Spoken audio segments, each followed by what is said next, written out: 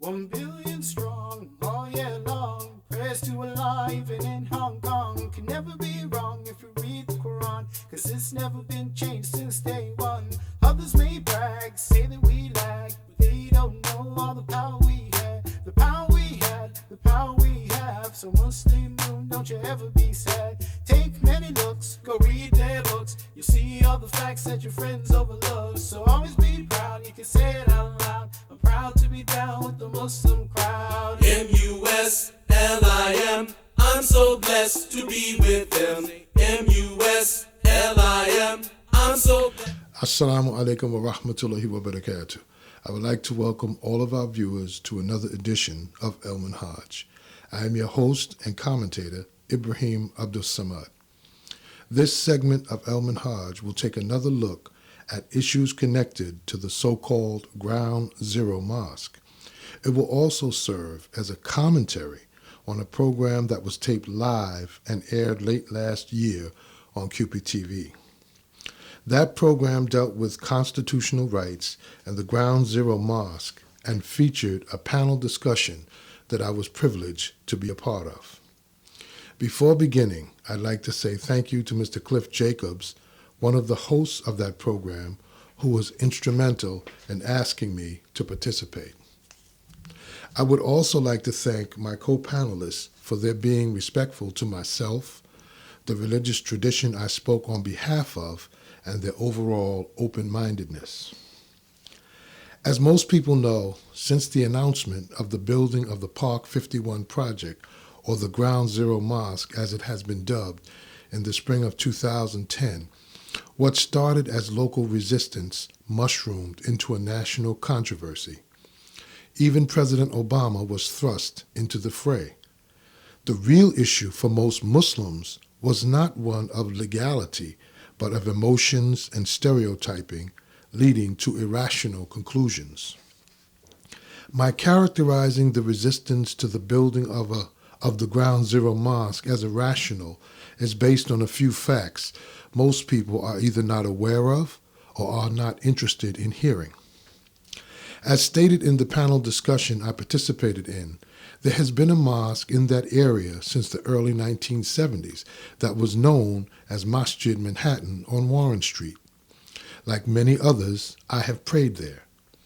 Two journalists from the New York Daily News, Michael Daly and Errol Lewis, both covered this angle of the controversy by giving something of the history of the places of worship used by Muslims in the area that is now known as Ground Zero. Still, the facts they presented seemed to fall on deaf ears, as the resistance to the Park 51 project has not abated. According to some Muslims I've spoken with, there was also a Muslim prayer area known as a musalla in one of the two World Trade Center towers for use by the Muslims who were employed there. Suffice it to say, there has always been a Muslim place of worship and a Muslim presence in the area known as Ground Zero. As a footnote, there is a prayer area for Muslim servicemen and women, be it a mosque or musalla in the Pentagon, that was also attacked on 9/11. It is in this light that one can characterize the resistance to a new mosque in the area of the World Trade Center as irrational. In addition to what has been presented concerning the emotionally motivated resistance to the Islamic Cultural Center or the Park 51 project is the actual basis for it, blaming the 9/11 terrorist attacks on all Muslims and the Islamic religious tradition. Although it has not been said openly, the reasoning of those opposing the so-called Ground Zero Mosque is based on a notion that is nothing more than a blanket indictment or guilt by religion and or association. This is why the mosque supporters, both Muslim and non-Muslim, responded to the detractors of this project with such terms as racist, Islamophobic, and bigoted. The whole scenario can be best summed up by asking this question. If the builders and supporters of the Park 51 project had nothing to do with 9/11, why are they being treated as if they did by popular opinion?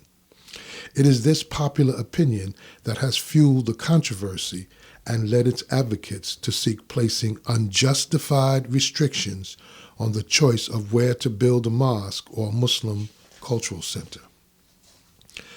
It seems as though Muslims are not viewed as truly American until they renounce their religion and treat every view, opinion, or criticism of them and their religion as fact. No matter how off the wall or ignorant these ideas are, Muslims are expected to sheepishly go along with them. Despite abiding by America's laws, paying taxes, building businesses, and even fighting people who share their beliefs as a part of America's armed forces, Muslim Americans are still asked or expected to accept irrational restrictions on where to place a masjid as an indication of their tolerance. Thus, the old adage of actions speaking louder than words doesn't seem to apply to Muslims. Among the issues that were raised in the panel discussion that I did not get a chance to respond to was the lady pastor who mentioned how people were asking her about the idea of Muslims building mosques on conquered land as a type of monument to their military victory, and that this was one of the motivations for the building of the so-called Ground Zero Mosque. In response, the scholars of Islamic history present three possibilities for building mosques on land acquired through military conquest. 1, the people living in that area may have accepted Islam of their own free will and needed a mosque to worship with the acceptance of their new faith. 2, these same people may have offered to use a church to be changed into a mosque for their new faith. Or 3, they may have donated a church for the Muslims to convert to a mosque. As for the Al-Aqsa Mosque in Jerusalem, it was built around where the Prophet Muhammad ﷺ ascended into heaven and is spoken of in our Holy Quran as a blessed and sacred place. As a general rule, Muslims usually build a jami or jama or large congregational mosque or masjid in the largest cities to accommodate the large amount of people who will come to worship. Authentic reports on Muslim history will show mosques were built on land not in use, purchased from its owners, close to or in residential areas. Mosques were also constructed in what will be called commercial areas today, being close to marketplaces. The question then is, what victory are Muslims celebrating with the construction of the Park 51 Cultural Center? Something to think about. As a footnote, the area that the Park 51 project is going to be built on already serves as a masjid today. Returning to the issue of Muslims building masajids or mosques as a sign of victory, it was stated in the program that this is something that comes from the hearts and minds of people who are ignorant of Islam, the culture it espouses, and its humanitarian character.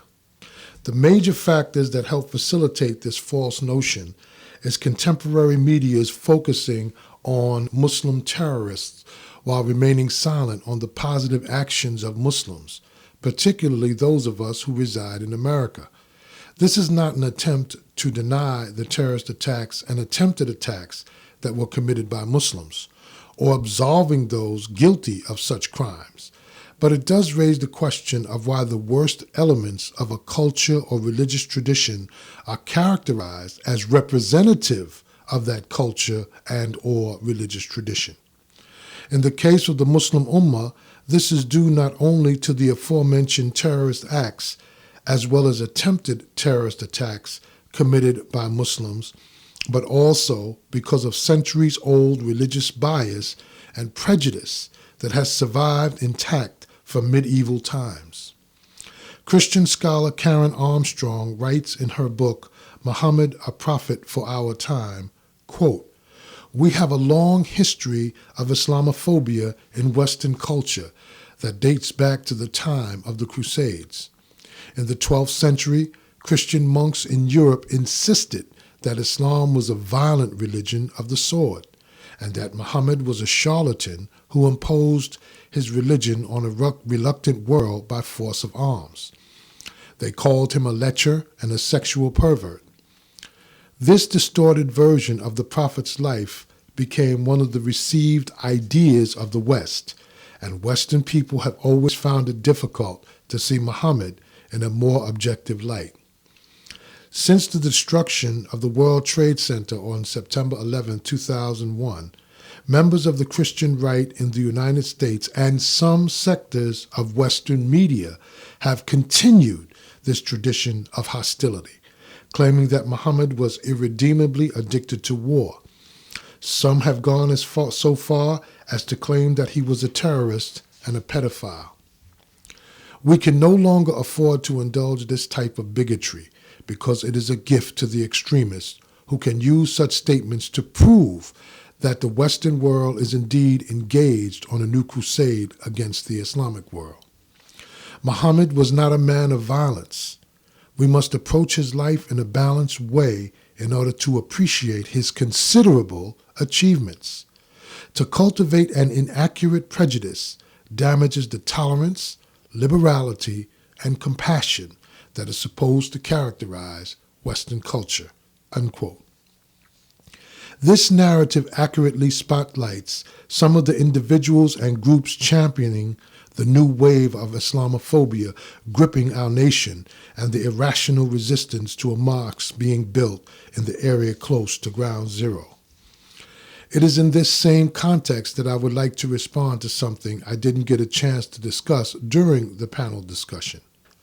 One of the panelists mentioned how the late Pope John Paul II deferred from building a Christian convent close to one of the Nazi death camps, whether Auschwitz or Treblinka, at the request of many Jewish groups. This argument has been presented by some to legitimize moving or not building the proposed mosque at Ground Zero. However, when looking at the issues involved, such a comparison is like the old saying, comparing the differences between apples and oranges. History tells us that it was a Catholic Pope, Sixtus IV, in 1478, who authorized a council under the Catholic Spanish monarchs Ferdinand II and Isabella I to persecute Jews and Muslims who were suspected of reverting to Islam or Judaism after being baptized as Christians. The big question is whether the Muslims and Jews of that time were forced to convert to save their lives and property. The expelling and or ethnic cleansing of both Muslim and Jewish communities in Spain was again during the reign of Queen Isabella and King Ferdinand in 1492.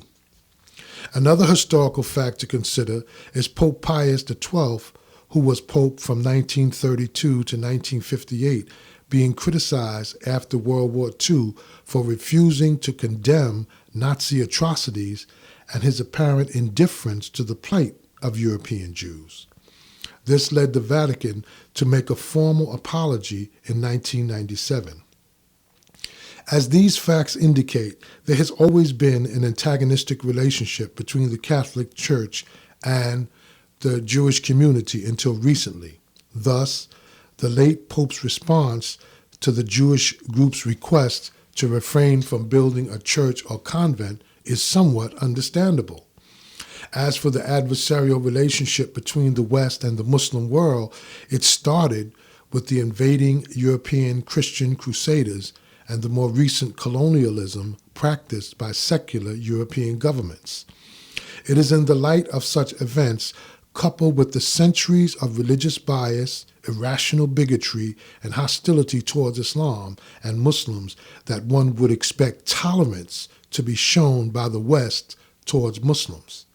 Endorsing rather than rejecting or protesting the so-called Ground Zero Mosque would be one step in the right direction.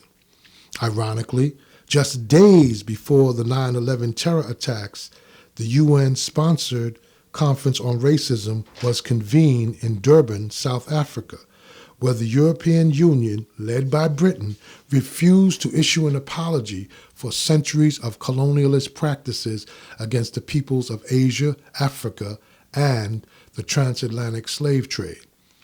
1997 was also the year control of Hong Kong was turned over to the Chinese government after a century or more of British colonial rule. Another issue that was touched on in the panel discussion, calling Ground Zero and or the area surrounding the World Trade Center as sacred or hallowed ground. Several panelists questioned reserving this title for Ground Zero and began to ask why the African burial site in the Wall Street area wasn't considered as hallowed ground. Similarly, a Native American panelist said the same about several Native American burial grounds that have been bulldozed to make way for malls and shopping centers. After this issue came up, I began to say how only those places Almighty God says are holy or sacred are to be treated as such. This is not to imply that respect should not be shown to those who have lost loved ones on 9/11, but it should also be remembered that Muslims were lost on that tragic day. Have the surviving families of those Muslims demanded calling this area sacred ground or hallowed ground? Another issue that was raised by one of my co-panelists was Muslims not offending their neighbors or the local population. He reproduced a statement from Saudi Prince Al-Walid bin Talal, who said Muslims should go along with the mood of many Americans and move the proposed Ground Zero Mosque to another location. Similarly, in an op-ed written by a recently converted Muslim American, he asserts that Islam requires Muslims not to offend their neighbors and, in principle, their host country. He goes on to criticize Imam Abdul Rauf for going forward with the proposed mosque and not changing its planned site. In his op-ed, he also implies that the Imam either has ties to or is sympathetic to terror groups such as Hamas, the outlawed Muslim Brotherhood, or the Pakistani jihadist movement. He also states that, quote, such groups now heavily influence American Islam, unquote. In response to the op-ed by Mr. Stephen Schwartz, it is clear that he needs to learn more about his newfound religion before making un-Islamic and unethical criticisms of brother and sister Muslims, or for that matter, anyone.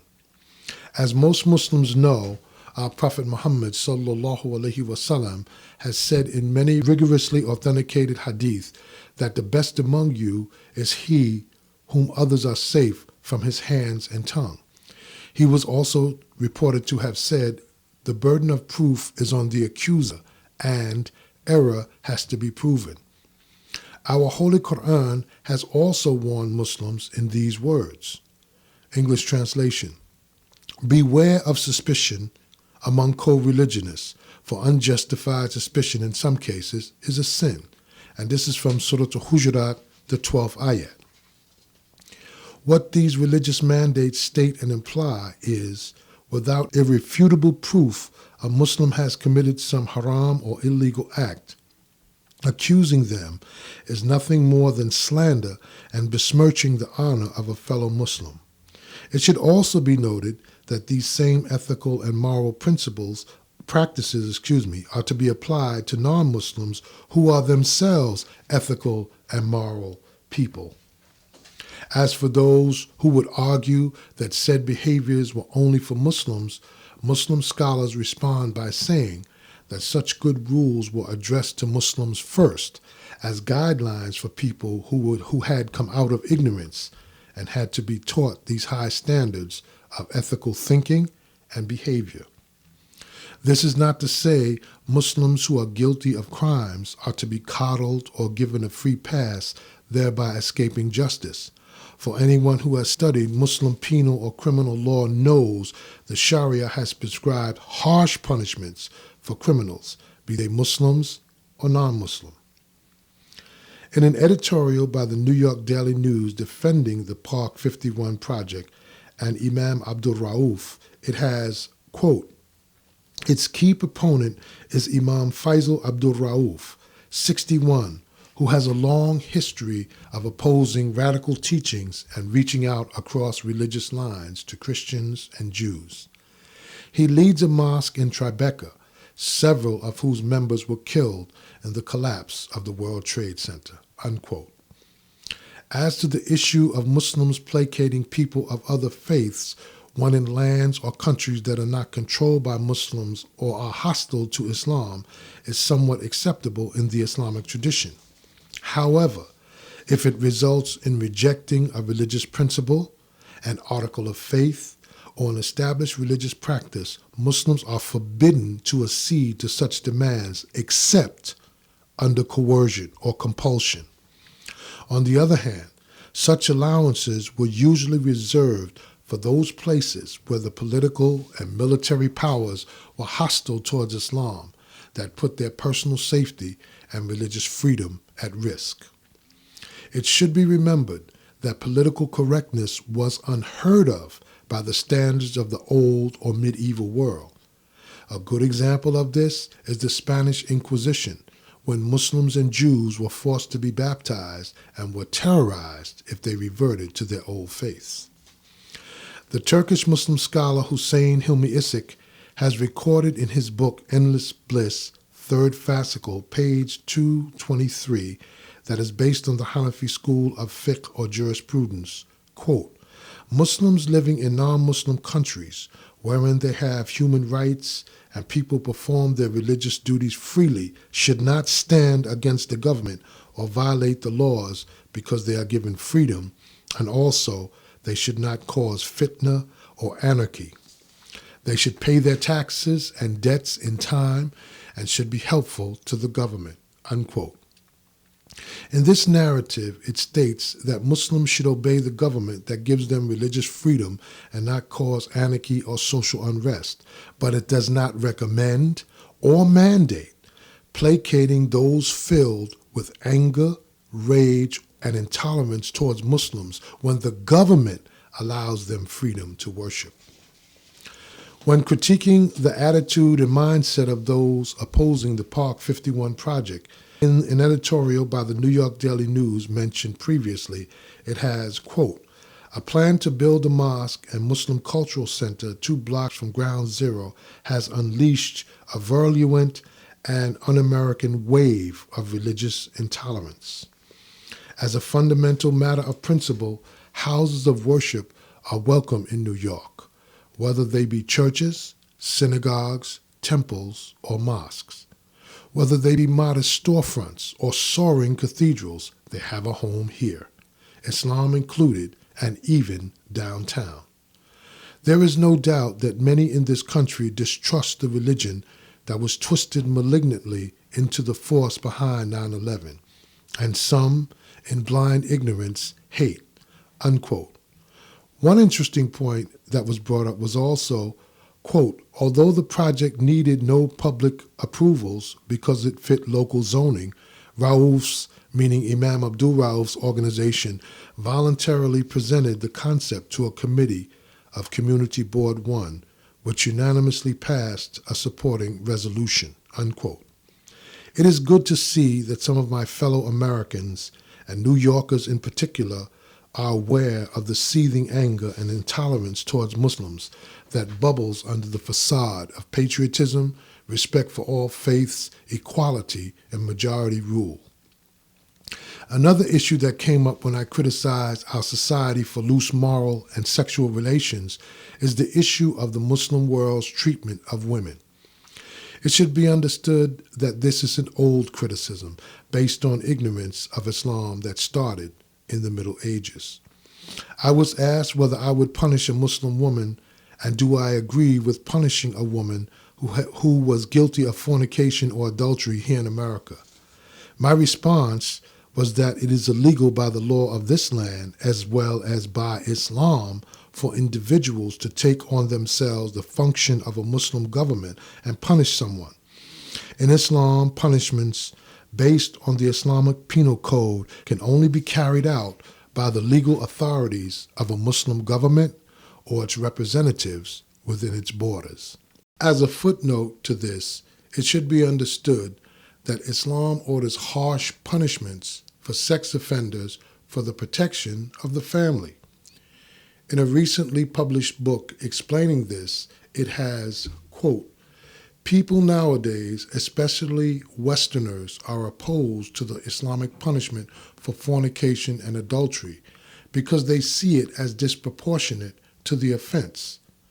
A basic problem is the difference in standards by which the severity of a crime is measured. The Western view of man-woman relationships is usually that of permissiveness, one that accepts extramarital and illicit relationships as normal," unquote. It goes on to say, and, quote, "The greatest casualty of irresponsible sexual behavior has been the family, in particular, children. Islam views sexual relationships outside of marriage as a very serious matter because they destabilize the family and thus contribute to the breakdown of the entire social system. Islam emphasizes protection of the family by imposing severe punishments that threaten the family foundation." It goes on to say, "Moreover, the prescribed punishments are only one aspect of a complete system which, in addition to providing prohibitive obstacles in the path of unlawful relationships, strongly encourages and facilitates lawful marriage," unquote. The prohibitive obstacles mentioned are several, such as women dressing modestly, men and women being separate in social and religious functions, and the avoiding of lustful looks and glances between them. Before closing, I'd like to touch on the great work of the many Muslim schools operating in the New York metropolitan area. Among them is Hamza Academy on Long Island that was highlighted in the newspaper New York Newsday. One of the individuals featured was Hamza Academy's principal, Sister Asma Samad Lyons, who was also a founding member of Muhsin Productions, Incorporated. We make dua for all the Muslim schools, asking Allah to give them success in teaching the next generation of Muslims the true meaning of Islam and its requirements. That's all the time we have. Our email address is minhajtv@aol.com.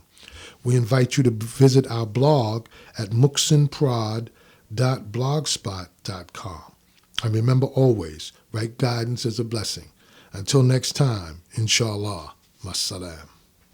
1 billion strong, all year long. Prayers to Allah, even in Hong Kong. Can never be wrong if you read the Quran, 'cause it's never been changed since day